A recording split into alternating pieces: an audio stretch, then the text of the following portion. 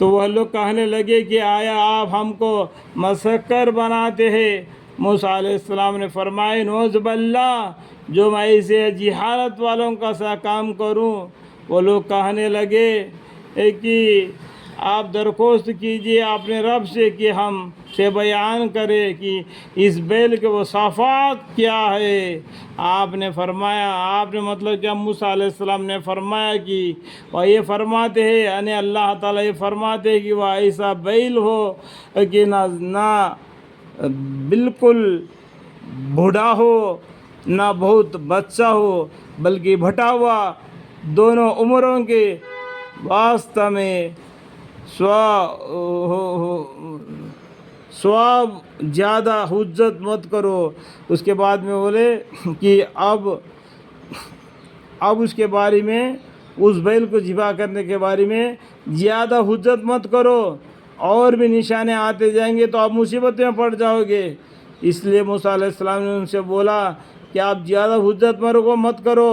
جو بیل آپ کو بولا کہ جو بچہ بھی نہ ہو بوڑھا بھی نہ ہو، ہم عمر کا ہو، اس بیل کو ذبح کرو۔ تو انہوں نے حجت مت کرو بولے، تو پھر بھی انہوں نے کیا کیا، یہ بیل کر ڈالو جو کچھ تم کو حکم ملا ہے۔ وہ کہنے لگے کہ اچھا یہ بھی درخواست کر دیجئے ہمارے لیے اپنے رب سے کہ ہم سے یہ بھی بیان کر دے کہ اس کا رنگ کیا ہو، کیسا ہو۔ آپ نے موسیٰ علیہ السلام نے فرمایا کہ حق تعالیٰ اللہ تعالیٰ یہ فرماتے ہیں کہ وہ ایک زردہ رنگ کا بیل ہو۔ زردہ رنگ جو گھیو کا رنگ ہوتا ہے نا، زردہ رنگ کا بیل ہو۔ اللہ وہ آپ معلوم کر لو کہ زردہ رنگ کیا ہے۔ زردہ رنگ کا بیل ہو جس کا رنگ تیز زردہ ہو، کہ نہ یہ تیز زردہ ہو کہ ناظرین کو فرحت بخش ہو، یعنی دیکھنے والوں کو اس کا رنگ اچھا معلوم ہو، اور بھچڑا بھی ہو، اور کم سن بھی نہیں اور بوڑھا بھی نہیں۔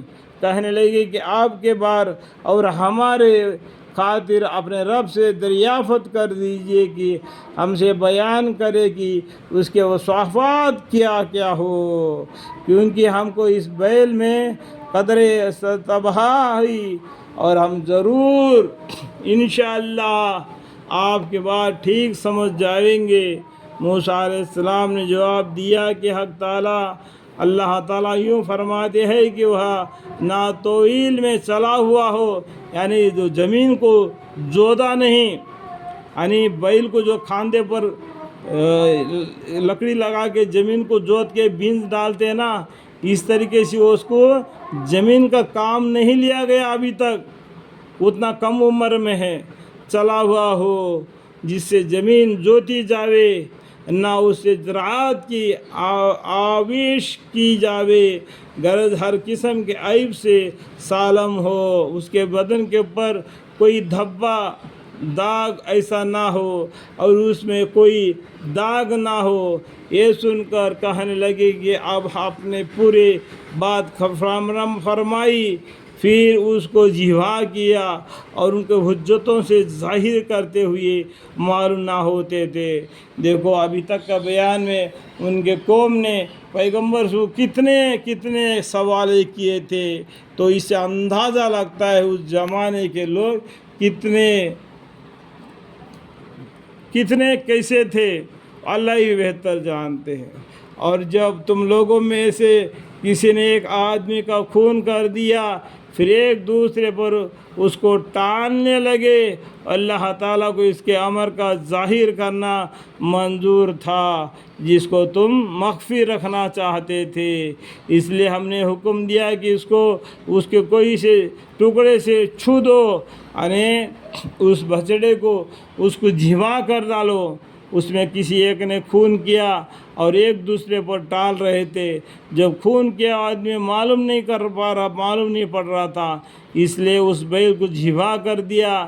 ذبح کرنے کے بعد میں اس کا کوئی سے ایک ٹکڑے کو چھو کے پوچھو کہ وہ قاتل کون ہے، اور اس طرح حق تعالیٰ قیامت میں مردوں کو زندہ کر دے گا۔ तब उस टाइम पर वो गाय का जो मरा हुआ गाय का जो टुकड़ा है वो उस टुकड़े ने बतला दिया फलाना आदमी ने इस आदमी का खून किया, तो उसका बदला उससे ले लिया गया। ये आपको क़ससुल अंबिया में और भी ज़्यादा मालूम पड़ जाएगा, आप उसको भी पढ़ने वाले बने। अल्लाह ताला अपने नज़ाहिर कुदरत तुमको दिखलाते हैं इस तौका पर कि तुम अकल से काम लिया करे। ऐसे ऐसे औकात के बाद तुम्हारा दिल फिर भी सख्ती ही रहे, इतना इतना अल्लाह ताला एहसानात करने के बावजूद भी, इतना गलतियों को माफ़ करने के बावजूद भी तुम्हारा दिल ऐसा सख्ती रहे कि तुम यूँ कहना चाहिए कि उनकी मिसाल पत्थर की सी है। अल्लाह ताला उनकी मिसाल पत्थर की सी बतलाया। अल्लाह ताला ने इसके कितने कितने गुनाहों को माफ़ कर दिया, कितने गुनाहों को दरगुजार कर दिया। कितना ये काम करने के बावजूद भी अल्लाह ताला ने फिर भी पानी मांगा तो पानी दिया, समुंदर से उनको बचा के लिया। तो फिर भी ये लोग, इनका दिल मसल पत्थर की सी है। अल्लाह ताला मिसाल देते हैं पत्थर की सी कि बल्कि सख्ती में पत्थर से भी ज़्यादा सख्त इंसान का दिल नरम मोम होना चाहिए अल्लाह के रहमत के सामने।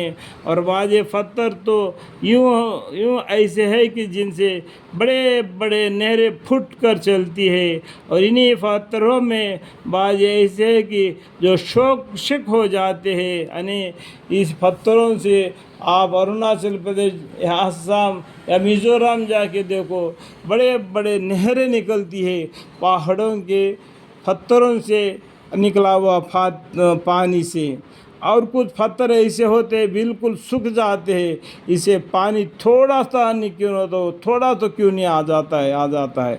फिर उनसे अगर ज़्यादा नहीं तो थोड़ा ही पानी निकल आता है।